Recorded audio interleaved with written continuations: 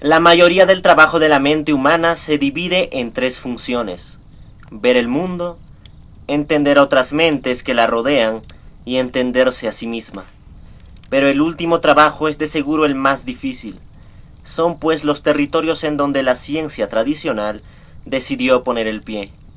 Con la mente es difícil tomar medidas y prácticamente imposible aislar lo puramente mental, lo químico y lo físico, lo entre comillas objetivo, de sus efectos en el resto del organismo, las emociones, los impulsos, lo que entendemos por las vísceras y el corazón. Es menester decir que es muy probable que nunca lleguemos a desentrañar por completo todo ese complejo mecanismo, y también es muy probable que sea mejor así, pero el hecho es que es función de la mente el no dejar nunca de intentarlo. Cierro los ojos. La oscuridad es total. A los pocos segundos se abre al fondo una puerta a la distancia y abruptamente entra una luz que prácticamente me ciega. Consigo entrever 4 siluetas. Son criaturas de apariencia humana, pero su cabeza es la de un ave carroñera. Buitres tal vez. Tienen el tamaño de un hombre y caminan erguidas sobre sus hombros. Portan un camastro y en el mismo yace una figura oculta tras un velo. Me acerco. Inexplicablemente, tengo que hacer mucho esfuerzo para llegar ahí yo solo, aunque están tan cerca que casi puedo tocarlos. Cuando al fin llego, veo que lo que portan es un cadáver. Levanto el sudario y veo unos ojos.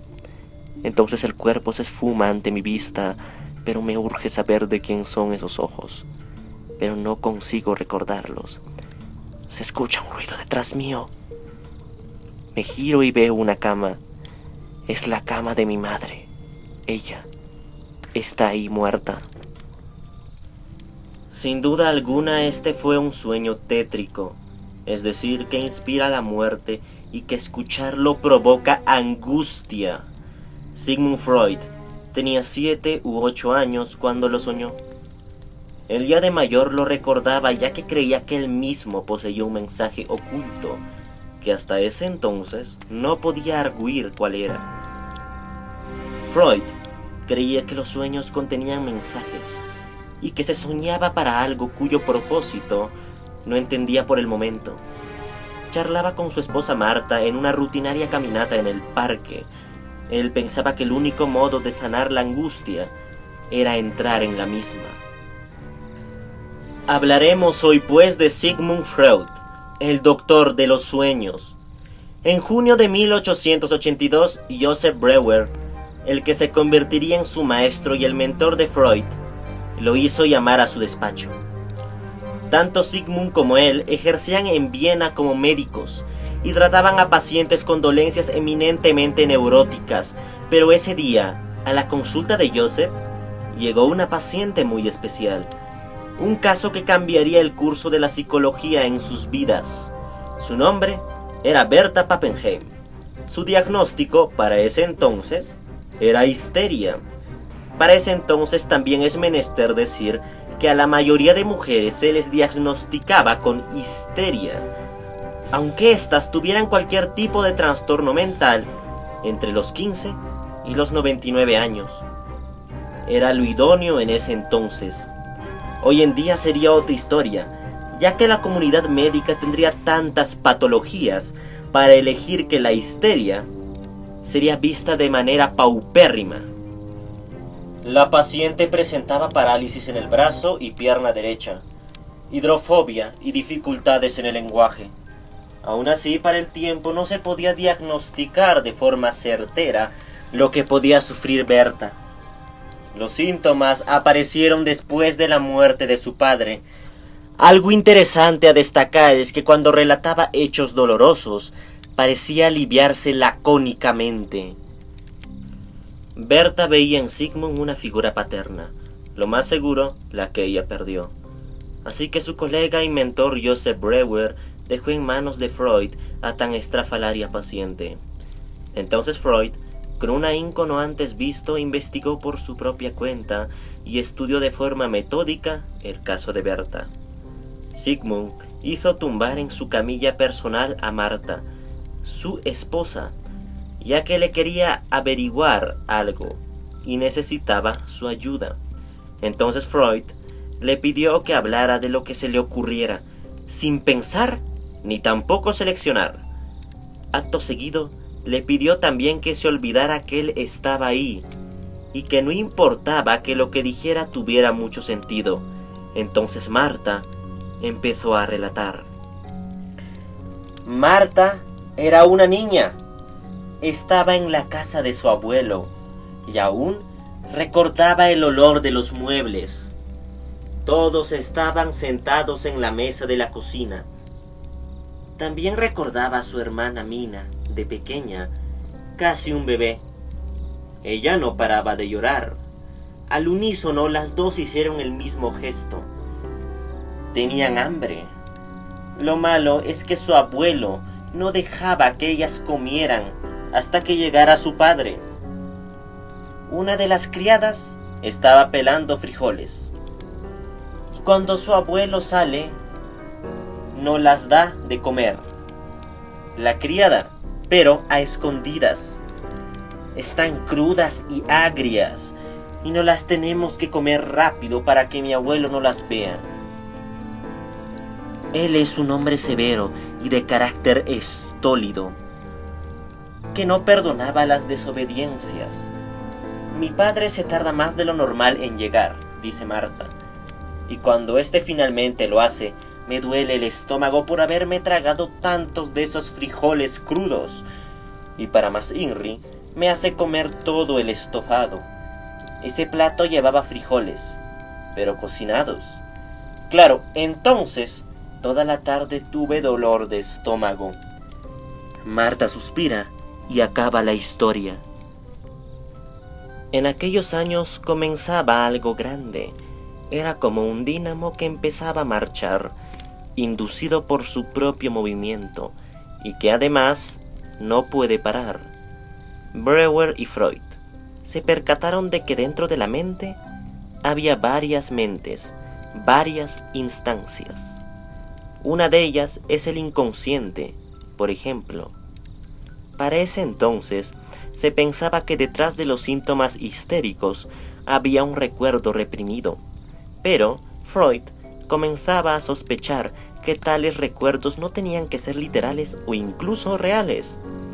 Era más bien deseos y fantasías inconscientes de las personas. De ese modo, para la mente un deseo o una fantasía tiene el mismo estatuto de realidad que un hecho objetivo, y menester a ello afecta igual, ya que somos nuestra propia mente y enfermamos por lo que sucede en ella. Sigmund quería hacer otro experimento acompañado de su esposa Marta. Él quería volver a tratar el sueño del que te conté al principio de este capítulo. ¿Lo recuerdas? Así fue que se provocó hipnosis y tenía a su esposa para que nada se saliera de control, y con grabadora en mano, su esposa recitaba una lista de preguntas premeditadas que Freud ya había preparado con antelación. Así que comenzó. Sigmund, entrehablando, decía: «Siento unos brazos». Entonces Marta pregunta: «¿Cuántos años tienes en este sueño, Sigmund?». Él responde que 8 o 9 años. «Son los brazos de mi madre», dice Sigmund. Su esposa pregunta: «¿Qué hacen esos brazos?». Él responde: «Me atrapan y me traen hacia ella». Para este momento Sigmund parece nervioso a tal grado que llora inconscientemente.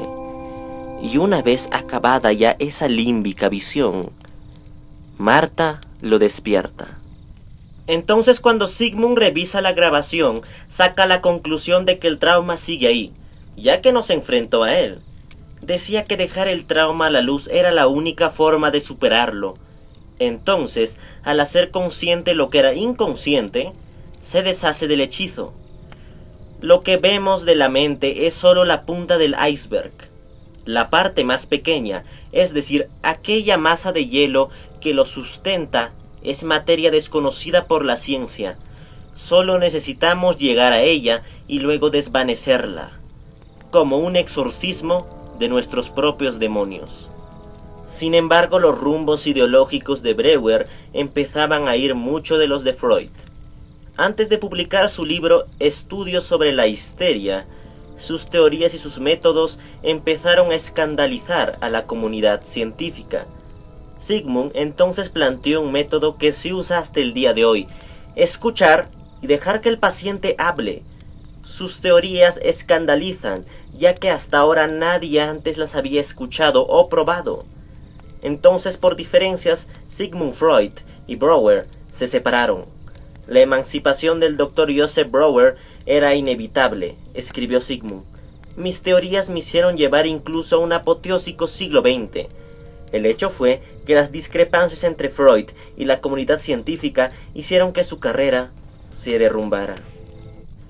En 1938 Austria estaba ocupada y anexionada al Tercer Reich, y Sigmund, como judío, debía marcharse, según los nazis. En Berlín quemaron sus libros y también sus cartas, amenazaron a sus hijos y la situación empeoró, y finalmente se exiliaron a Londres.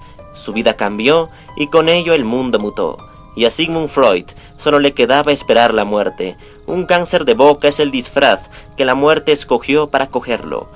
Pero antes de morir, por unos segundos vio una luz cegadora por la puerta al fondo de la estancia. 4 siluetas humanas con cabezas de aves carroñeras portaban un camastro. Dentro yacía un cadáver. En cuanto él levantó el sudario, unos ojos lo miraron. El cuerpo se ha esfumado, pero sé que es mi cuerpo. Era Sigmund, quien estaba dentro del camastro. Nos vemos en el próximo episodio. Adiós.